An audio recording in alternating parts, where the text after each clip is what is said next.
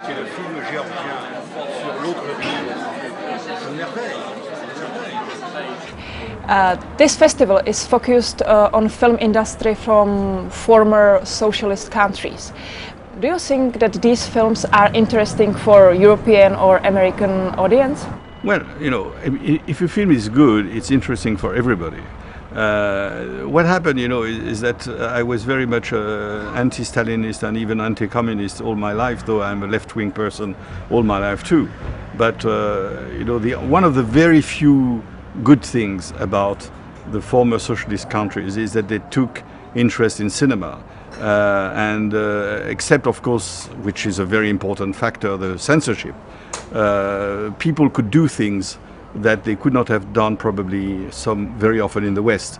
Tarkovsky or Vajda or Miklos Jancsó or Ivan Passer, Chytilova and so on. They were making films with the state money and that were world famous. And after the fall of communism, these countries were left to the free market and so on. It was extremely difficult for the people to survive and to make films. So they had the freedom, but they didn't have the money. What Milos Forman, your great artist, said, you know, capitalism is like the jungle. Everybody eats everybody, and you try to survive as best as you can. And communism is like a zoo. You are fed every day, but you are behind bars. A lot of directors are shooting in a 3D technology nowadays. Do you like 3D cinema? Well, 3D cinema is a gadget. It's funny. They were 3D in the 50s. You had glasses, and you went to see Dial M for Murder by Hitchcock and a number of horror films, and it disappeared. Now the industry needs something special, but I think it will be okay. I mean, I liked Avatar. I mean, I found it funny. I like Alice in Wonderland, but I didn't like Alice in Wonderland more than the Tim Burton movies in 2 dimensions. And I think, contrary to what people say, for me, there is less realism in 3D. When I see a dagger flying towards me, I feel I am in the cinema. When I see Ingmar Bergman's film about Liv Ullmann and Bibi Andersson, you know, looking at each other on the screen, I forget I am in the cinema. So I think the technology increases the artificiality. So it's fun, you know, it's like the fair, it's okay, but I don't see any artistic progress. And I don't think it will be the future of cinema. I hope so, because I hate to wear glasses 4 times a day, because I'm looking at films 4 times a day, and to have these glasses behind my ears is just unbearable.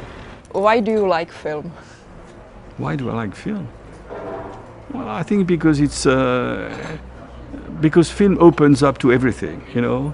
I mean, it's a very obvious answer. You know, cinema is literature, acting, painting, light, editing, architecture, you know, music. It's everything. So dialogue. So, you know, through film you can expand your interest in the world.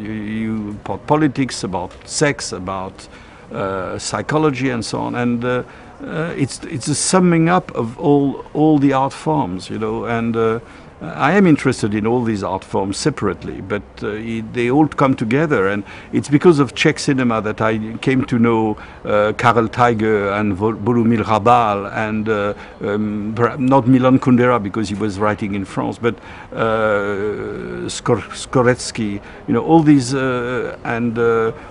all the great Czech photographers and so on. So I discovered really Czechoslovakia not only through Trouble in Paradise by Lubitsch, where Czechoslovakia is how do you spell Czechoslovakia, but just because it opened me to a country and the political life and the communist regime and everything. So cinema is really an extraordinary experience, and of course I think it fulfills you intellectually and emotionally, and it's what I am interested most in, the intellect and the emotions.